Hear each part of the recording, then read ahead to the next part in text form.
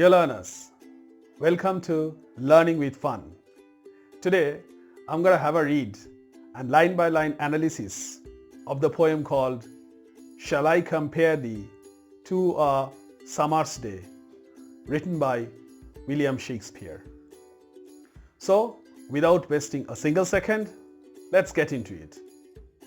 Let's take a look at sonnet number 18. Shall I compare thee to a summer's day? D means you. Now before starting the poem, I would just like to say a few words. In fact, in the sonnet number 18, Shakespeare wages war with time, and he wants to create a poetic dimension where the youth will remain immortal. And this is how Shakespeare underlines the theme of love and time. The theme of this poem is love and time. Love, which is timeless. So this poem focuses on the timelessness of love and the all-powerful time. This is a famous theme in so many poems of Shakespeare's. Well, let's have a look at the second paragraph, which is about the poem. Shakespeare wrote 154 sonnets. Now the question arises, what a sonnet is? Actually, a sonnet is a poem comprising 14 lines. And Shakespearean sonnets have a particular style or pattern. Just take a close look at the digits I have jotted down. 4 plus 4 plus 4 plus 2. And all these together make 14 lines. 4 means 4 lines. There will be 4 lines at first, and after that there will be 4 lines, and there will be 4 lines again. And finally we will have 2 lines. These 4 lines are called quatrain. I have written down the word. You can just have a look at the word written over there. Quatrain. Actually, qua means 4. And the last 2 lines are called concluding couplet or simply couplet. Now the question is, why it is called a concluding couplet? Actually, in all the 12 lines, Shakespeare presents a theme, discusses it logically, and in the concluding couplet, that means in the last 2 lines, he comes to a conclusion. And as he comes to a conclusion, these 2 lines are called concluding couplet. Now let's have a look at the second paragraph. We would read the second line, the second sentence. Shakespearean sonnet has 14 lines ending in a rhymed couplet. Now the question is, what a rhymed couplet is? Just have a look at the last 2 words of the last line, see and thee. So as these 2 words rhyme, and it always happens in the cases of Shakespearean sonnets, and that is why they are called rhymed couplet. In this poem, Shakespeare inquires into the theme of the destruction brought by time. Actually, time is all powerful. Time devours or destroys everything in its path, but it cannot devour the eternal quality of art. That is why we say art is long and life is short. Life is transient, transitory, but art lives long. So the theme is that it is the theme of love and time. The quality of art which transcends the ravages of time.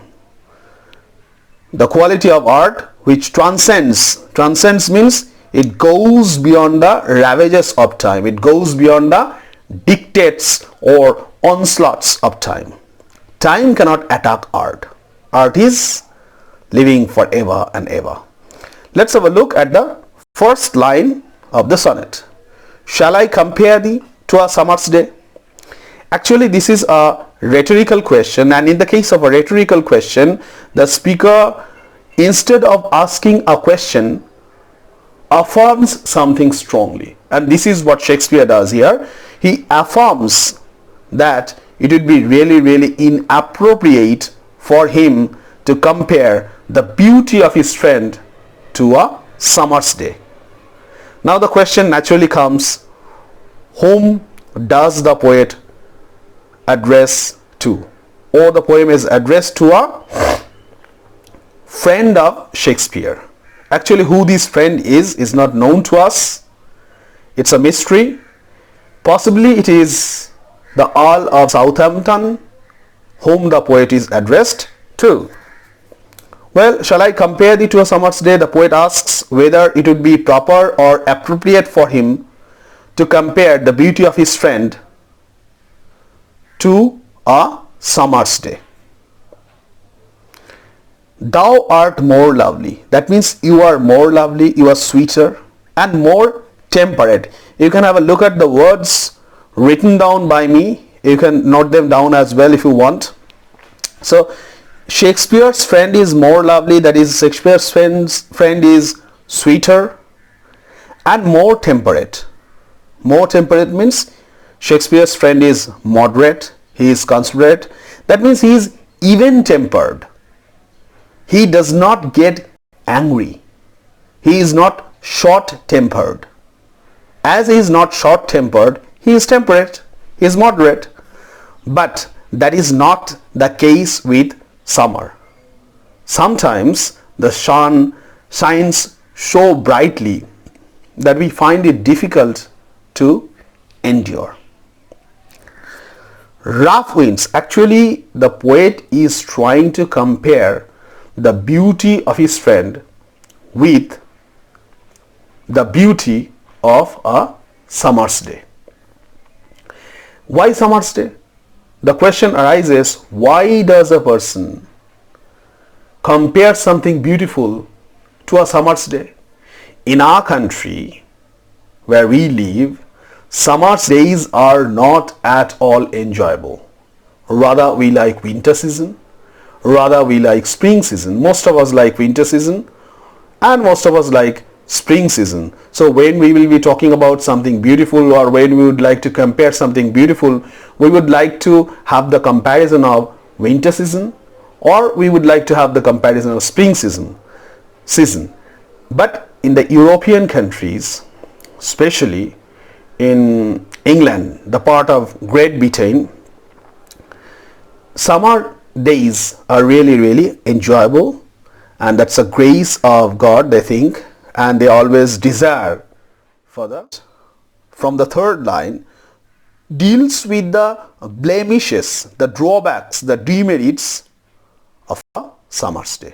And he would definitely come to the conclusion that his friend's beauty is far more sweeter, far more temperate than a summer's day.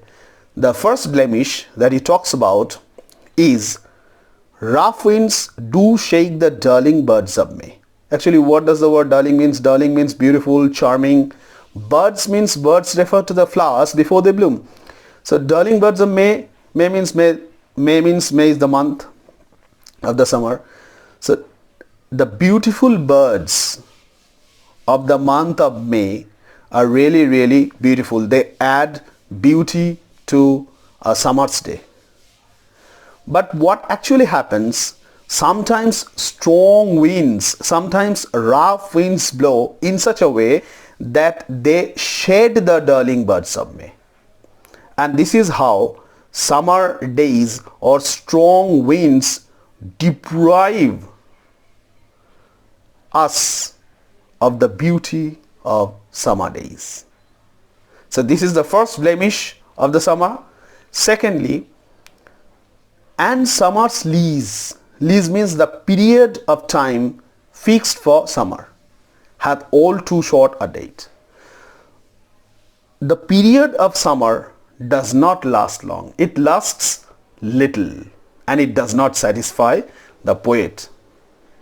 Actually, sometimes when we are in a festive mood or we are enjoying something, we want the enjoyment, we want the festive mood to stay longer and longer. We do not want that it would just finish off within just a fraction of a second. This is what we do not want.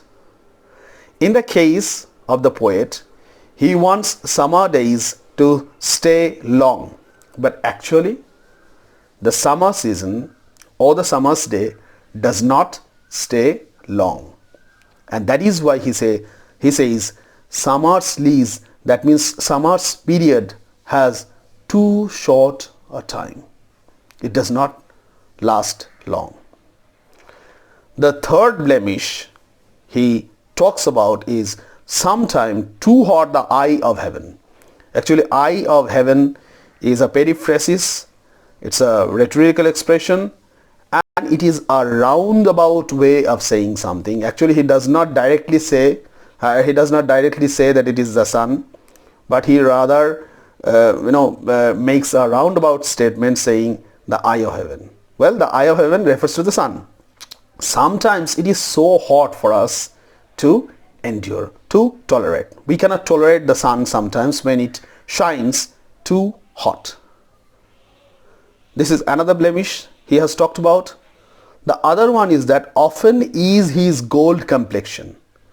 It refers to the rays of the sun that looks gold, golden rays, golden color of the day sometimes becomes dim.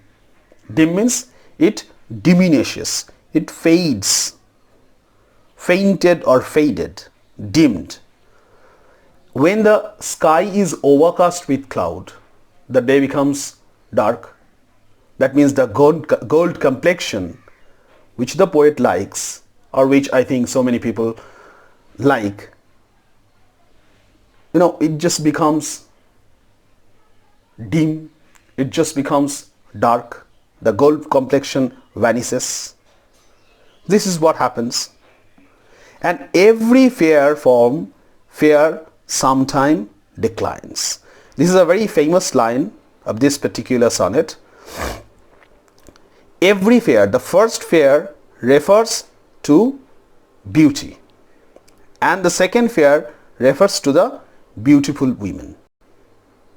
Actually, every fair from fair sometime declines means every beautiful thing on earth, or every lustrous or bright or beautiful woman loses her beauty just within a very short span of time, within a very short period of time. That means beauty is transitory. It is not eternal, or it does not last long. That is why every beauty declines with the passage of time. By chance, it declines in two ways. By chance means accidentally, or nature's changing course. I'll just give you an example taking it from this particular poem, Rough Winds Do Shake the Darling Birds of May. Actually, if rough winds did not blow, then the darling birds of May would bloom into good flowers and they would spread fragrance. But by chance, rough winds here stand for by chance. Accidentally, the birds are shed before they spread out fragrance. So this is what by chance means. Or nature's changing course. What does this phrase mean? Nature's changing course means a short span of time which nature gives to the things of beauty. So nature's changing course, untrimmed means faded, spoiled. So everything beautiful declines or diminishes or perishes or dies just within a little span of time. But that is not the case with the beauty of the poet's friend. And that is why he says, but the eternal summer shall not fade. But the eternal summer that is in you will not fade. It will not spoil or perish or die out. Nor lose possession of that fair thou owest. Thou owest means thou own. You own. You own the beauty, and you would never ever lose possession of that beauty. That means your beauty will never ever be lost. Nor shall death brag, thou wanderest in his shade. This is a bit difficult line. I'll explain it. Nor shall death brag. Actually, death brags. Death is proud of killing or destroying everything that we come across in this world. So death is so proud. No one can conquer death. But here death is powerless. This is what the poet says, because through the eternal lines that he is going to write or that he has already written, the friend will continue to live. So he will be dying. He will definitely have his physical death. But the beauty that is arrested, that is captured through the eternal lines, through the everlasting lines the poet has written, he will be continually, he will be perpetually living. That is why death cannot be proud. Thou wanderest in his shade. Though you are, that means the friend of Shakespeare is, in his shade means in the realm of, in the kingdom of death. Though he wanders, though his friend wanders, or that means though his friend is in the kingdom of death, still death cannot brag, death cannot be proud of his destructive power. Because when in eternal lines to time thou growest. So you will be living perpetually. You would be living continuously through these eternal lines I have written down. And in the concluding, thou growest means you will live. So long as men can breathe, so long as there would be human civilization on earth, so long as there would be human beings on earth, or eyes can see, so long as people would have the habit of reading, or people will read, so long lives thee. This means this piece of poetry. So long lives this means as long as men can breathe, as long as there are human beings on earth, as long as human beings can read, this will live up to that time. And this gives life to thee. This piece of poetry that Shakespeare has written will give his friend life. This is what the poem deals with. And just to sum up, I would just like to tell you a few things. I'll just sum up within a few seconds. I have just have a close look at the points I have jotted down. I have jotted down the blemishes the summer has, but his the poet's friend does not have. The first blemish of summer is that it has rough winds, and rough winds do shed the darling birds of May. The darling birds of May are shed by the rough winds. The second point is that summer ends in, or summer lasts the summer which is enjoyable lasts for a short period of time. And the third point is that sometimes the sun shines too hot to endure. The fourth point is that sometimes the sky is overcast with cloud, and sometimes there could be fog, and for that fog we would not be able to see everything clearly. So these are the blemishes of a summer's day. So to conclude, we can say that the poet tried to compare his friend's beauty with the beauty of summer, and at last he comes to the conclusion that his friend's beauty is far better than the summer days, because summer days have so many blemishes which his friend does not have. Now, before I end this, I would just like to tell you, if you want to listen to this particular poem, if you want to listen to the explanation of this particular poem in Bengali, I have just left the link in the description below. You can check that and listen to it. Thanks for watching.